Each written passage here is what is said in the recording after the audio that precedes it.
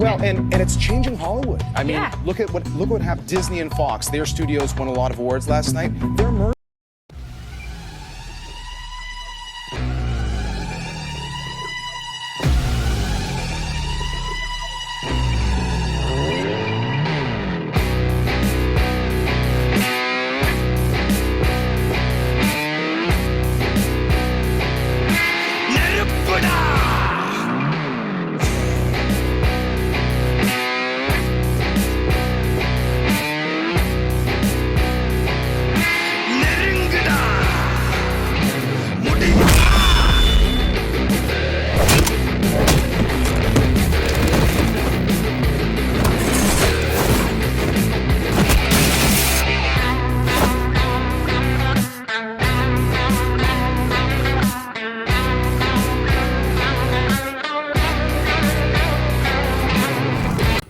So, I'm Isma Azizhan.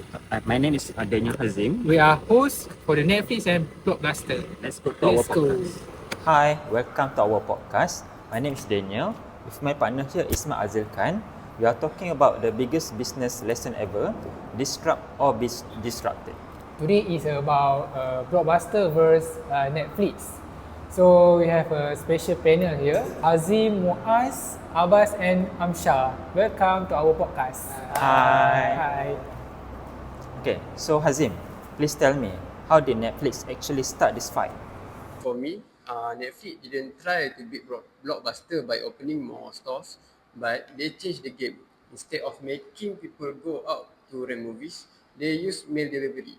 It was easy, cheap, and the most important is there were no late fees. So they made movie renting more convenient for everyone. Yes, that's the key point. No late fees. Muaz, that's one of the Blockbuster's biggest mistake, isn't it? Yes, exactly. It was a legacy trap. The leaders were obsessed with protecting the cash cow. Those late fees made them around 600 to 800 million dollar in a year. That huge income became a weight that stopped them from trying anything new. Oh, so that leads to their famous mistake for the Blockbuster, yeah. Okay, so Abbas, tell us about the day they said no Netflix were arrogant in their ego. Alright, so this is a classic case of strategy, myopia, being short-sighted. So around 2000, Netflix offered to sell for 50 million. Their idea was simple. Blockbuster runs the store and Netflix runs the website.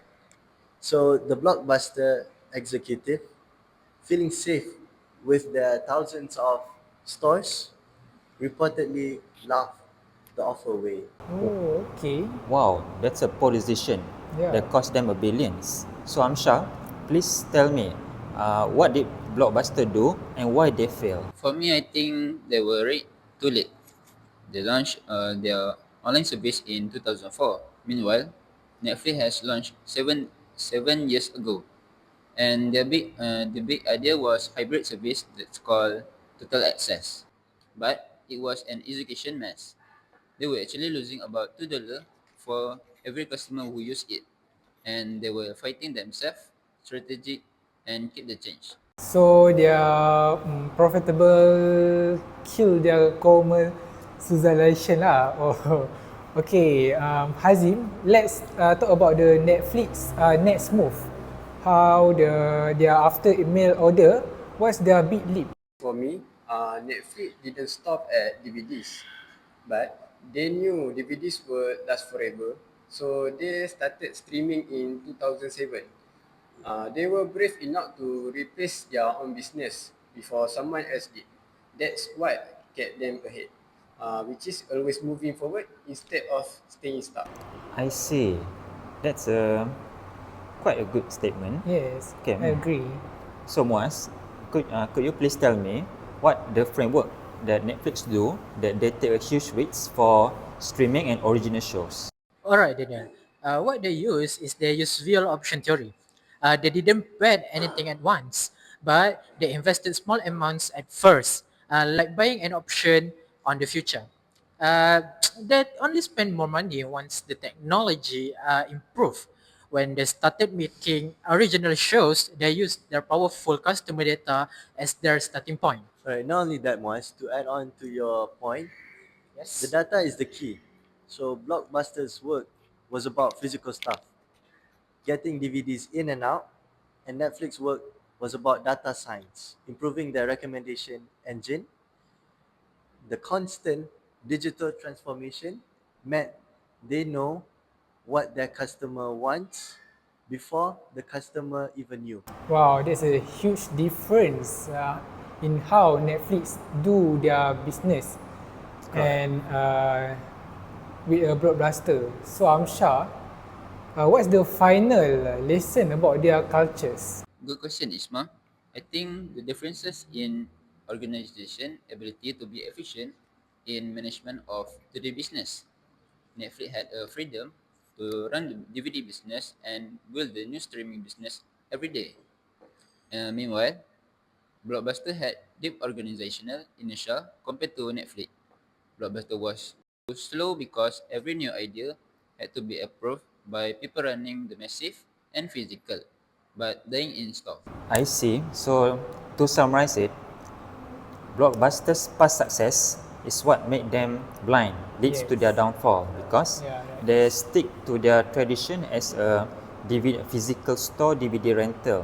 They refuse to take innovation, but Netflix, on the other hand, they took a huge risk, which they innovate from DVD mail to the customers. They change to the new business, which is online streaming. Yeah, so the Blockbuster is very arrogant lah. Yes, correct. Yeah.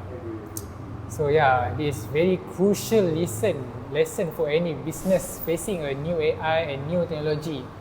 So Hazim, final simple takeaway. I think we should always focus on solving the customer's problem, not the protecting your all profit. Netflix made life easier for people, but Blockbuster made money from people's pain. The customer will always choose the company that help them the most. In conclusion, we must accept innovation, okay, to Yes. improve, not to improve, but for our own better future. Okay, so thank you Muaz, Amsha, Hazim and Abbas for amazing breakdown. Okay, So that's all from podcast from us for our podcast today. So we can get a lesson and always adapt a new technology. So thank you. See you soon. Bye. One is the loneliest number that you'll